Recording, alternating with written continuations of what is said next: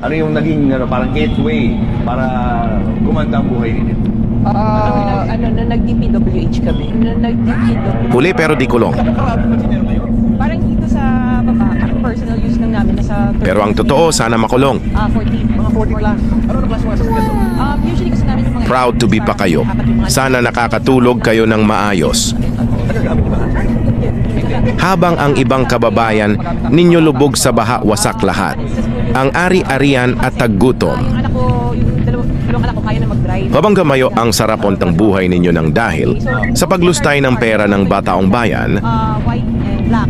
habang ang iba hirap na hirap ng dahil sa palpak na flood control, nayan ang daming nagdudusa ng dahil dyan sa mga palpak na proyekto na yan. Yes.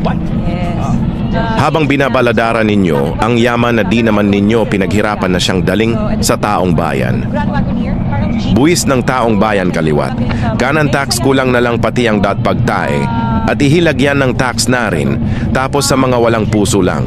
Pala mapupunta ang lahat ng tax na binabayad namin.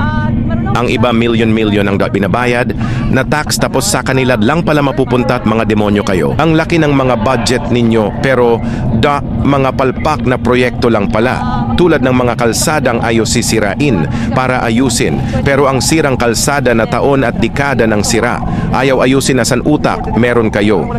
Kaya panawagan sa mga magagaling at masisipag na mga congressman, senator at mga party list dyan na puro sigaw ay impeachment ito o ba't tahimik kayo? Dito ayaw ba ninyo habulin ang billion-billion na nawawala? Panawagan din sa taong bayan. Lumaban na tayo labanan ang corruption. Ngayon ito ay laban ng Marcos, laban sa Duterte, President, laban sa Vice President. Ito ay laban ng taong bayan laban sa mga corruption sa government. Huwag na magpabulag sa mga pangakong ayuda na alam naman natin lahat yan, 80% na bawat isa sa mga Pilipino ay walang natatanggap na ayudang pinapangako. Tandaan ninyo, di ayuda ang sagot. Sa kahirapan, ang sagot ay trabaho na maibibigay ng government at pagbaba ng mga bilihin yan ang sagot, di puro ayuda. At tanggaling na ang mga government officials na mapapatunayan corrupt at wag nang patakbuhin sa kahit anong posisyon sa government, national man o lokal para maiwasan muli nila ang pagnanakaw, engkaban ng taong bayan.